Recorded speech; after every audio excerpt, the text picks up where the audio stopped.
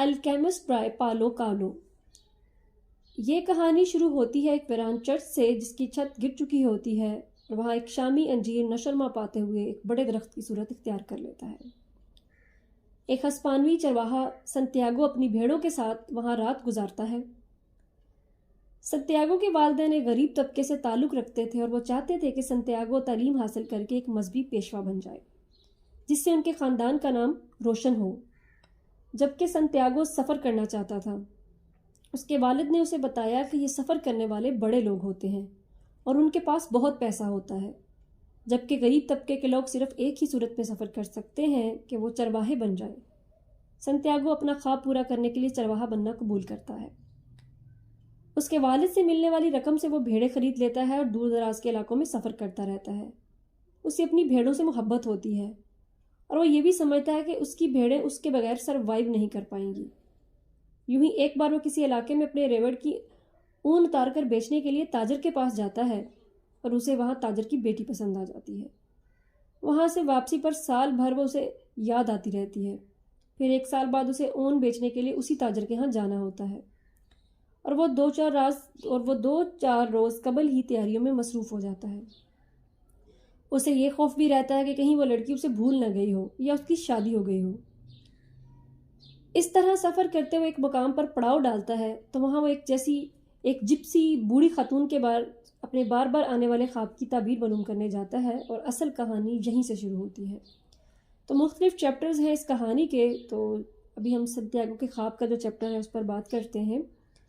اسے خواب میں بار بار احرام مصر نظر آتے ہیں اور خواب کی تعبیر بتانے والی عورت اسے بتاتی ہے کہ اسے وہاں خزانہ ملے گا اور وہ اس سے فیس نہیں لیتی بلکہ وعدہ لیتی ہے کہ جب وہ خزانہ حاصل کر لے تو اس کا 10% اسے دے دے۔ وہ وعدہ کر کے غیر مطمئن سا وہاں سے لوٹ آتا ہے۔ سنتیاگو اور بادشاہ۔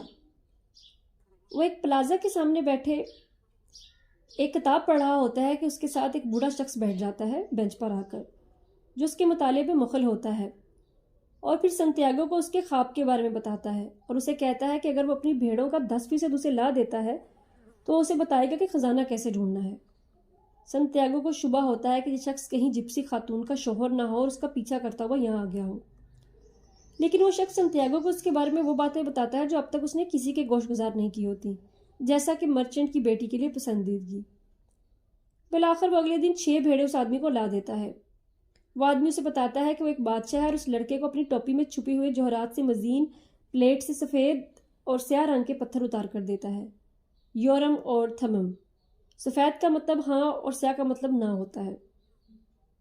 وہ اسے بتاتا ہے کہ اسے اپنی قسمت یا اپنے مقصد کو پانے کے لیے ایک قدرت کے اشاروں کی پیروی کرنی ہوگی، اور جب تمہیں ان اشاروں کی زبان کو سمجھ نہ پاؤ تو تم ان پتھروں کی مدد لے لینا۔ سنتیاگو اور افریقہ۔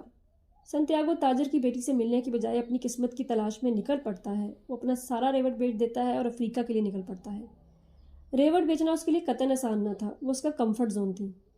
وہ جب افریقہ پہنچتا ہے تو اسے معلوم ہوتا ہے کہ وہاں کی زبان عربی اسے نہیں آتی اور وہاں کے ماحول میں وہ مکمل اجنبی ہوتا ہے۔ وہ ایک ریستوران میں جاتا ہے اور وہاں دیکھتا ہے کہ ایک عرب کو ہسپانوی زبان بھی بولنی آتی ہے۔ وہ اس سے ملتا ہے اور اسے اپنی رودات سناتا ہے اور اسے اپنے سفر میں بطور گائیڈ ساتھ چلنے کی پیشکش کرتا ہے۔ وہ فوراً مان لیتا ہے۔ وہ اسے بتاتا ہے کہ وہ افریقہ میں تو آ گیا ہے لیکن احرام مصر یہاں سے ہزاروں میل دور ہے اور وہاں جانے کے لیے بہت پیسہ درکار ہے۔ وہ اس سے پوچھتا ہے کہ اس کے پاس اتنے پیسے بھی ہیں یا نہیں۔ وہ اس عرب کو اپنے سارے پیسے دکھا دیتا ہے اور اسے مشورہ دیتا ہے کہ ان کو احرام مصر تک جانے کے لیے اونٹ خریدنے ہوں گے۔ اس کے ساتھ بازار کو چل دیتا ہے۔ سنتیاگو اور تارنگا کا بازار۔ سنتیاگو اس شخص کے ساتھ بازار میں اونٹ خریدنے کے لیے آتا ہے۔ وہ شخص اسے پیسہ اس کے حوالے کرنے کے لیے کہتا ہے اور یہ نہ چاہتے ہوئے بھی وہ اسے پکڑا دیتا ہے۔ بازار میں اس کی نظر ایک خوبصورت تلوار پر پڑتی ہے تو کچھ دیر کے لیے وہیں ٹھہر جاتا ہے اور اس کی ذرا سی لاپرواہی سے وہ شخص اس کے پیسے لے کر بھاگ جاتا ہے۔ یہ کافی دیر تک اس کا انتظار کرتا ہے لیکن وہ نہیں آتا۔ سنتیاگو اپنی ساری جمع پونجی لٹ جانے کے غم میں روتا ہے اور اسے یاد آتا ہے کہ وہ تو کبھی اپنی بھیڑوں کے سامنے بھی نہیں رویا تھا۔ پھر وہ بیچ بازار ہی سو جاتا ہے۔ صبح جب اس کی آنکھ کھلتی ہے تو بازار میں چھابڑی والے اپنا سامان سجانے کی تیاری کر رہے ہوتے ہیں۔ وہ افسردہ ہوتا ہے اور پھر وہ اپنے تھیلے میں سے یورم اور تھمم نکال لیتا ہے۔ اسے چھو کر اسے بادشاہ کی یاد آتی ہے اور اسے اپنا خواب یاد آتا ہے۔ وہ سوچتا ہے کہ اس کی جیب میں 1 روپیہ بھی نہیں ہے، لیکن اسے بادشاہ سے کی گئی ملاقات بہت خاص معلوم ہوتی ہے اور وہ ارادہ کرتا ہے کہ وہ اپنا خواب ضرور پورا کرے گا۔ سنتیاگو اور کرسٹل مرچنٹ۔ تارنگا کے بازار میں ایک پہاڑی پر کرسٹل کی دکان ہوتی ہے جو کسی زمانے میں خوب کاروبار کرتی تھی، لیکن اب تارنگا کے ساتھ والے شہر کی ترقی کی وجہ سے اس کا کاروبار ٹھپ ہو چکا ہوتا ہے۔ سنتیاگو اس دکان کے بورڈ پر دیکھتا ہے کہ اس دکان میں مختلف زبانیں بولی جاتی ہیں، وہاں بوڑھے کرسٹل کے تاجر سے ملتا ہے اور اس کے کرسٹل کی دھول صاف کرنے کے بدلے میں کھانا مانگتا ہے۔ وہ کرسٹل صاف کر رہا ہوتا ہے تو دکان میں گاہک کی آمد ہو جاتی ہے اور تاجر اسے نیک شگون سمجھتا ہے اور سنتیاگو کو اپنے پاس کام کرنے کے لیے رکھ لیتا ہے۔ سنتیاگو اسے اپنے خواب کے بارے میں بتاتا ہے تو مرچنٹ اسے بتاتا ہے کہ احرام مصر صحارا کے خطرناک صحرا کے پار ہے، جہاں جانے کے لیے اسے کسی کاروان کے ساتھ جانا ہوگا۔ سنتیاگو سے ناممکن سمجھ کر یہ سوچتا ہے کہ وہ اس دکان پر کام کرے گا اور جب اس کے پاس دگنی بھیڑیں لینے کے پیسے جمع ہو گئے تو اپنے ملک واپس چلا جائے گا۔ سنتیاگو کی کاروبار میں جدت لانے کے سبب کاروبار جم جاتا ہے اور 8 ماہ میں اس کے پاس دگنی بھیڑیں خریدنے کے پیسے جمع ہو جاتے ہیں اور اپنے ملک واپس جانے کا ارادہ کرتا ہے۔ جس دن وہ اپنے ملک واپس جانے کے لیے روانہ ہونے لگتا ہے اسے معلوم ہوتا ہے کہ وہاں سے کوئی قافلہ صحرائے صحارا کو نکل رہا ہے۔ وہ سوچتا ہے کہ کیا یہاں سے اس کے خواب کی تکمیل کرنا واقعی اتنا مشکل ہے؟ اگر وہ ناکام بھی ہو جاتا ہے تو وہ واپس آ کر کبھی بھی کرسٹل کی دکان پر کام کر سکتا ہے اور دوبارہ بھیڑیں لے سکتا ہے۔ اگر وہ ناکام بھی ہو گیا تو کم از کم اس نے اپنے ملک کے تمام چرواہوں سے زیادہ گھوما ہوگا اور چیزوں کو سیکھا ہوگا۔ وہ اس کارواں میں شامل ہو جاتا ہے۔ سنتیاگو، صحرائے صحارا اور انگریز۔ کارواں کا حصہ بننے سے پہلے اس کی ملاقات ایک انگریز سے ہوتی ہے جس کے پاس بھی یورم اور تھمم ہوتا ہے۔ اس کے پاس کتابوں سے بھرے ہوئے بریف کیس ہوتے ہیں۔ وہ ایک الکیمسٹ کی تلاش میں ہوتا ہے جو کسی بھی دھات کو سونا بنانے میں اس کی مدد کرے۔ وہ کتابوں سے بہت کچھ سیکھتا ہے لیکن سونا بنانے میں ناکام رہتا ہے۔ اسے معلوم ہوتا ہے کہ صحرا میں کوئی ایسا الکیمسٹ ہے جس کی عمر 200 سال سے زائد ہے اور وہ یہ علم جانتا ہے۔ وہ اسی الکیمسٹ کو ڈھونڈنے کے لیے کارواں کا حصہ بنتا ہے۔ سنتیاگو کے ساتھ وہ اس لیے مراسم قائم کر لیتا ہے کیونکہ اسے بھی ہسپانوی زبان آتی ہے اور سنتیاگو اب عربی بھی بول لیتا ہے اور اسے محسوس ہوتا ہے کہ الکیمسٹ کو ڈھونڈنے میں وہ اس کی مدد کرے گا۔ کارواں کی روانگی سے پہلے عرب مسلمان لیڈر انتہائی سیکولر تقریر کرتا ہے جو اس کتاب کی جان ہے۔ آپ سب کے ساتھ اپنے اپنے خدا ہیں لیکن میں صرف ایک خدا پر یقین رکھتا ہوں اور میرا خدا اللہ ہے۔ آپ سب اپنے اپنے خدا کی قسم کھا کر کہیں کہ لیڈر کی فرما برداری کریں گے اور صحرا میں لیڈر کی بات کو نہ ماننے کا مطلب موت ہے۔ سنتیاگو، انگریز اور اونٹ سوار۔ سنتیاگو سوچتا ہے کہ انسان جیسے جیسے اپنے خواب کے نزدیک ہوتا جاتا ہے ساری کائنات اس کی مدد کرنا شروع کر دیتی ہے۔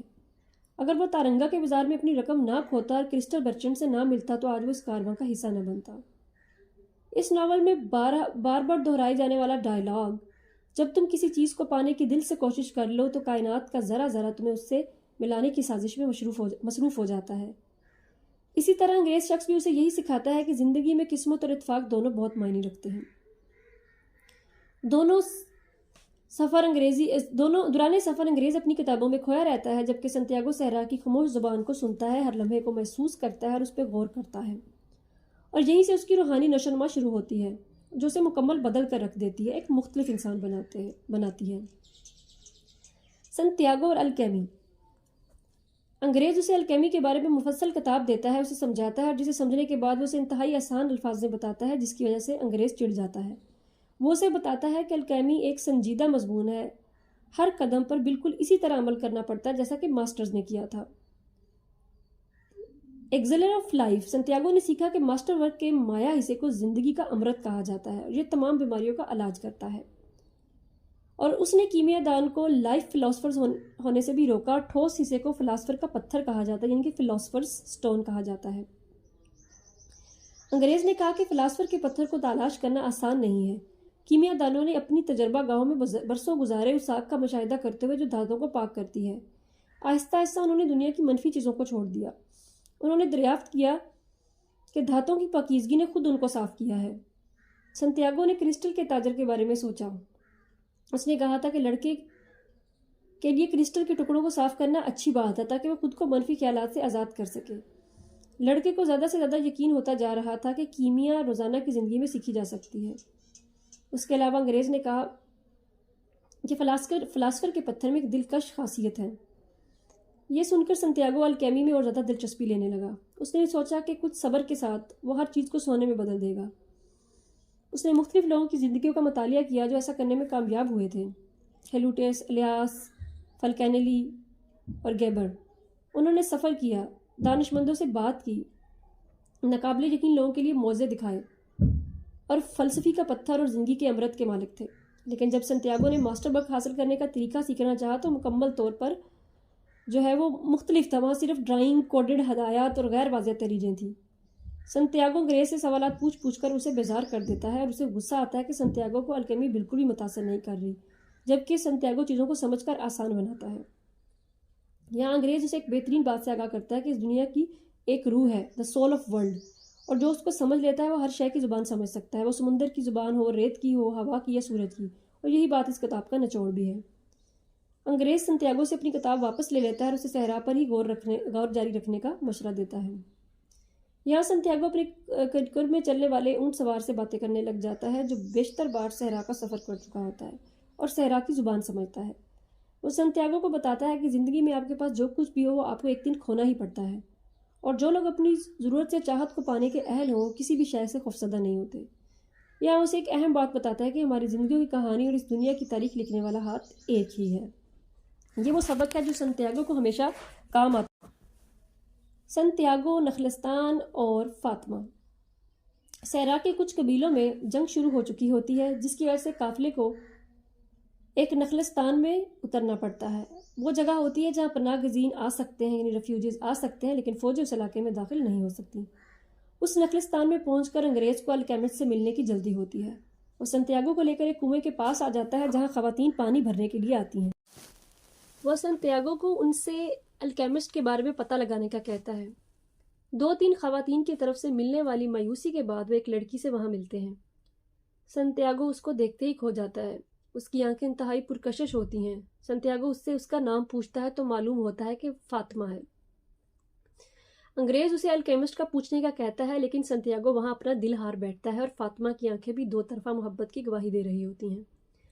خیر ایک دن انگریز کو کسی طرح الکیمسٹ کا پیغام مل جاتا ہے کہ جاؤ اور کوشش کرو لیڈ کو سونا بنانے کی۔ سنتیاگو افسوس کرتا ہے کہ ہزاروں میل ریت کا کھٹن سفر کر کے انگریز یہ سننے آیا تھا، لیکن اس کے برعکس انگریز خوش ہوتا ہے، اسے سمت مل جاتی ہے۔ وہ ڈر کی وجہ سے مشق نہیں کرتا اور اب یہ سننے کے بعد ہی وہ فیوم میں اپنے خیمے میں دھاتوں کو پگھلانے کا کام شروع کر دیتا ہے۔